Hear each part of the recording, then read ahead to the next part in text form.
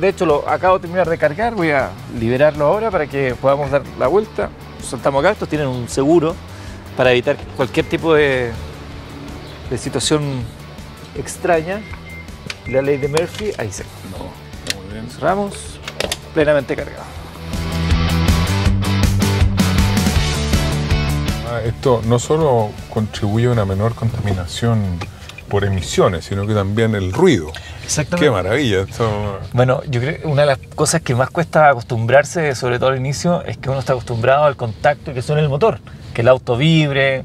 Esto no tiene nada de esto eso. es silencioso total. Es un botón que tiene la pantalla te avisa y ahí ya sabes que estás conectado y empieza a andar. Tiene un andar suave y le agregan un pequeño sonido para avisar básicamente a los peatones hasta cierta velocidad, ¿no? Por un tema de seguridad. Ahora, esto que hoy día es sorprendente es la tónica de los próximos años. Sí, bueno, todo el mundo va a evolucionar hacia esto. Si uno piensa hoy día, no piensa, sino que de los análisis se sabe que la principal causa de contaminación proviene del transporte y por lo tanto la electrificación del transporte es el gran desafío que tiene el mundo para la disminución de la emisión de gases de efecto invernadero y por lo tanto esto, en la medida que se vaya transformando en un producto más accesible económicamente, va a terminar masificado, de todas maneras. ¿Cómo le podríamos explicar a la gente por qué a Chile le conviene la electromovilidad? Yo creo que yo recurro siempre a algo que declaró el Banco Mundial hace algunos años y en que dijo, miren señores, sin minería la lucha contra el cambio climático no es posible.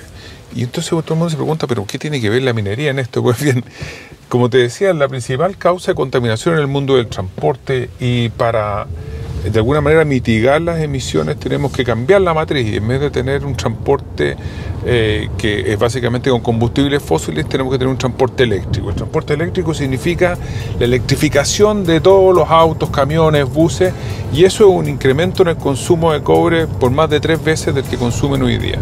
Imagínate la demanda de cobre en el mundo, cómo va a crecer a partir de la electrificación para luchar contra el cambio climático.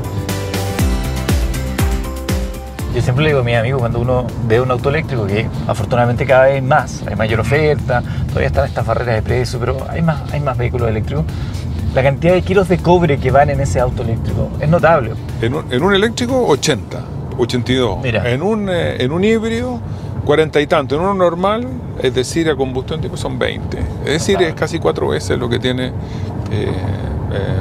un auto eléctrico. Y eso, sin hablar siquiera del ahorro también, que es relevante considerando el valor de los combustibles. Bueno, yo todas estas semanas que alza, yo miro y digo, porque No es mi tema. No es mi tema, no, a mí hábleme de la cuenta de la electricidad. Ahora, si hablamos de electromovilidad, Joaquín, la industria minera ha venido dando señales interesantes al respecto. Camiones, con los gigantescos camiones que ya conocemos de la industria minera, ya hay modelos eléctricos. En el mundo y acá en Chile, flotas también de vehículos de transporte de pasajeros con una matriz, digamos, eléctrica. ¿Cuál es el avance, cuál es la decisión, la mirada estratégica que toma la minería desde esa perspectiva también? Yo te diría que la lucha contra los efectos del cambio climático, la minería se la ha tomado muy en serio hace muchos años. Lo primero es que decidió hacer público sus compromisos de disminución de gases de efecto invernadero. Y de hecho en la página web del Consejo Minero tú encuentras el compromiso que tiene cada uno de los grupos mineros que está en el país. Lo segundo es que decidió ir evolucionando hacia el transporte eléctrico. Y esto partió por lo que estaba más disponible, que era que las flotas de transporte de las personas que trabajan en la minería hacia y desde el yacimiento fueran en flotas eléctricas. Y muchos yacimientos mineros hoy día tienen flotas completas de buses eléctricos que transportan a su gente. Lo tercero es ver cómo introduce la electromovilidad también en sus equipos y en sus grandes camiones, sobre todo en los CAEX, los camiones grandotes que uno típico vincula con la minería. Pues bien, ahí dependemos del desarrollo tecnológico que hagan los proveedores de estos camiones, como el caso de Caterpillar y otros. Pues bien, en estos casos nos hemos involucrado algunas compañías mineras en desarrollo de proyectos que son prototipos, digamos, para ir viendo la posibilidad de que se incorpore la electromovilidad, sea con hidrógeno verde, y es el caso de Anglo American, claro, que ha liderado uno de estos proyectos en Sudáfrica y que piensa traerlo a Chile apenas tengamos, o con baterías de litio. Estamos viendo ahí una carrera tecnológica para ver cuál es el más eficiente. Oye, ¿tú eres de escuchar música cuando vas manejando? Sí, yo... porque esta es la parte karaoke la que vamos a hacer. Vamos a hacer karaoke. Esto yo creo que vas a perder una audiencia de manera automática, porque es un deseo muy frustrado, además. Yo guardaba esperanza en que tu calidad vocal fuera muy superior a la mía y veo que parece que estamos... No, lamentablemente no. Hablemos entonces de actualidad.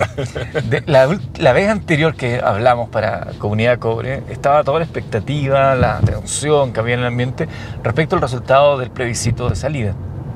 Bueno, el plebiscito de salida fue bastante contundente en su respuesta. No sé si estaba dentro de tu análisis ese nivel de magnitud. Yo creo que muy poca gente lo tenía ahí en sus cálculos. No en el mío, y todos los que dicen que sabían que esto iba a ser con esta diferencia, mienten. Descaradamente. Descaradamente, porque yo creo que los que habían hecho mejor, se aproximaron más, estaban a 8 puntos, 9 puntos, pero las grandes encuestas hasta los días anteriores empezaron a decir, oiga, mire, esto está muy estrecho, etcétera. Así que mienten descaradamente. ¿Te sorprendió? Bueno, desde ese punto de vista evidentemente te sorprendió, pero ¿qué dice ese resultado? ¿Hay una reserva de sentido común de la gente? ¿Impactó demasiado el cómo se fue dando el proceso? A ver, yo creo que uno tiene que mirar esto con una cierta perspectiva y no enredarse solo en ese resultado. Yo creo que este país ha señalado de manera enfática y decisiva que quiere cambios profundos en las reglas del juego, y eso se vio manifestado en el plebiscito de entrada. O sea, hay un 80% del país que dice, miren, queremos cambiar cosas fundamentales del país. Y cuando uno mira después que hay un 60 y prácticamente 3% que dice, no, pero esto no, también el país está diciendo, mire, queremos cambiar, pero no nos queremos olvidar de quiénes somos, no nos queremos olvidar de nuestra historia, no queremos olvidar de dónde venimos, qué es lo que hemos hecho y cómo construimos esto que se llama Chile, y que de alguna manera es lo que nos une, digamos, es lo que genera ese sentido de pertenencia, es lo que genera emocionalidad, es por eso que estamos detrás de causas nacionales, etcétera.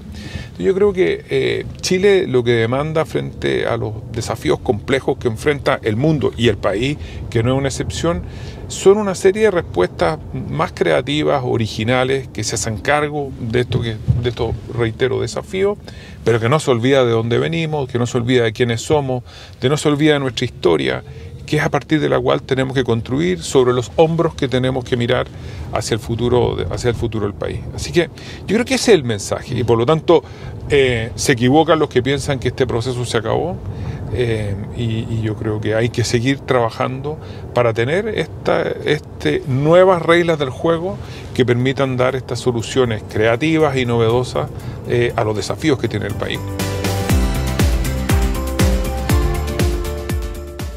Oye, Joaquín, y dentro de ese contexto se habla mucho de un proceso colaborativo, porque bueno, de alguna manera hay que remediar esto que al parecer la gente cuestionó, ¿no? Estos diversos sectores, como cada quien empujando para su propio lado, y se habla hoy día de un proceso más colaborativo, participativo, inclusivo, esto de que realmente sea algo que una. ¿Hay alguna propuesta por parte del Consejo Minero en torno a cómo podría desarrollarse ese trabajo? No tenemos una propuesta para solución política. En eso creemos que las instituciones deberán funcionar y deberán llegar a algún acuerdo transversal que permitiera tener un texto constitucional que se hiciera cargo de estos desafíos de manera razonable y que concitara un apoyo cercano al 80%. Claro. Y eso requiere mucha generosidad, requiere visión, requiere mucho trabajo. Ahora, yo lo que sí promovemos desde el Consejo Minero es la participación activa de muchos actores que fueron de alguna manera ninguneados durante el proceso constitucional en la Convención Constituyente. ¿Como quiénes, por ejemplo? Yo creo que todos aquellos que lograron juntar firmas para iniciativas populares de norma y que fueron despachados en un abrir y cerrar de ojos sin que yo te dijera los trataran con un mínimo de respeto, debieran tener una segunda oportunidad. Fíjate que el sector minero logró reunir más de 24.000 firmas en torno a un estatuto minero que de alguna manera se hacía cargo de la historia, tomaba todos aquellos elementos que habían permitido que la minería en Chile fuera una de las industrias líderes a nivel mundial. Probablemente es de los pocos partidos que jugamos de verdad en una liga, en la primera liga global. Yo creo que hay muchas otras causas que concitaron un apoyo transversal y por lo tanto tienen que tener un reflejo en una nueva constitución. Desde esa perspectiva, ustedes habían manifestado algunas críticas respecto a cómo había quedado el rol de la minería dentro del texto que fue rechazado. Si bien se había avanzado, no había quedado el tema de la nacionalización de los recursos, pero habían otras situaciones que quedaban al amparo de una ley que no existía y generaba incertidumbre de cara a las potenciales Hiciste muy bien la tarea, ¿verdad? Pero por supuesto. Tengo que estar a la altura de los invitados, Joaquín, por supuesto. Pero efectivamente, yo creo que el problema que tenía el texto constitucional que se proponía era que la minería quedó muy deslavada, digamos, quedó en una situación muy feble, por así decirlo. Y eso significaba que para inversiones de largo plazo, para inversiones que se recuperan en el tiempo, y que requieren estabilidad, esto es una actividad muy riesgosa en sí misma, digamos. Es muy difícil encontrar minerales. Muchos piensan que estos están ahí a la vuelta de la esquina. La cantidad de proyectos de exploración que llegan a buen puerto es menos de 1 entre 100, digamos, 1 entre 200. Y por lo tanto, esta es una industria que cuando se decide a ir en grande, significa miles de millones de dólares, significa mucho tiempo de trabajo, significa compromiso a largo plazo con las comunidades y eso requiere estabilidad. Cuando las reglas de esa industria se pueden cambiar por simple mayoría, esa estabilidad deja de existir. Cuando el estatuto minero que ha caracterizado las constituciones, no solo la vigente, sino que constituciones anteriores desaparecen del texto constitucional, la verdad es que se abren grandes interrogantes que desincentivan la inversión en vez de incentivarla. Hablemos también del proyecto Royalty. Según diversas voces, el gobierno ha flexibilizado su postura respecto de cómo va a impactar ese royalty, el famoso, la piedra de tope respecto sobre el valor. Estaría hoy día disponible sobre la mesa para ser conversada. ¿Cómo ven ustedes el avance de ese proyecto de royalty, incluido dentro de la reforma tributaria, y hasta dónde podrían estar dispuestas la industria, digamos, a hacer un aporte mayor a las arcas fiscales para financiar todo lo que eventualmente haya que financiar? A ver, desde que comenzó la discusión hace más de 2 años ya de un nuevo royalty, porque Chile tiene un royalty a la minería, cosa que la gente muchas veces no sabe, el sector minero dijo, miren, si es que el incremento de carga tributaria no significa pérdida de competitividad, es decir, no quedamos muy lejos de lo que pagan en impuestos aquellos países con los que competimos. Y la estructura del tributo es una que no sacrifica los yacimientos mineros que tienen costos más altos, entonces nos parece que es razonable que haya un incremento de carga tributaria. Pues bien, Chile tiene hoy día una carga tributaria, de todos sus impuestos que paga la minería, en torno al 38% de sus utilidades se queda el Estado. El proyecto de la Cámara de Diputados subió ese 38% a 80%. No hay ningún país en el mundo que tenga 80%. Eso significaba perder, por supuesto, cualquier competitividad. Ningún país minero tiene esa carga tributaria. Por lo tanto, ¿Qué país minero tiene una carga tributaria alta? Yo diría que los 2 países con carga tributaria son la República Democrática del Congo y Mongolia. Ahora, nunca nos hemos comparado con eso, no es nuestro benchmark, como se dice, claro. no es a lo que hemos aspirado. ¿Y están en torno a cuánto? En algunos de ellos pueden encontrar tasas del 65, el 70%. Pero como contrapartida tienen poca minería, digamos. Claro. No hay mucha minería.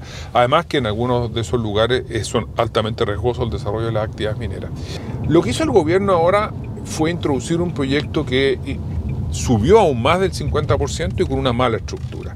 Y nosotros se lo hemos hecho ver en algunas reuniones directamente al gobierno. Y además en la comisión del Senado que está revisando las indicaciones del gobierno se ha generado toda esta discusión nuevamente. Según el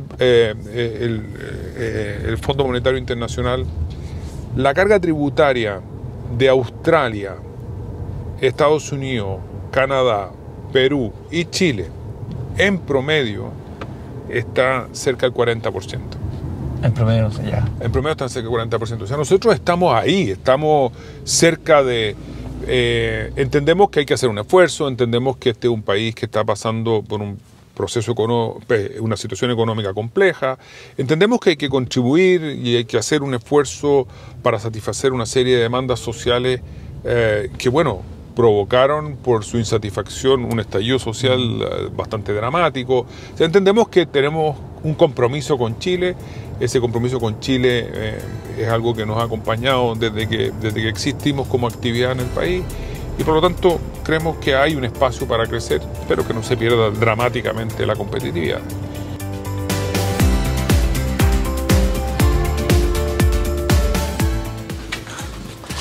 ¿Viste? Una llegada silenciosa al auto eléctrico, sí. Sin motor, sin nada. Oye, Joaquín, excelente. Un gusto como siempre, muchas gracias y será hasta la próxima en Comunidad Cobre. Muchas gracias. Nos vemos. Adiós.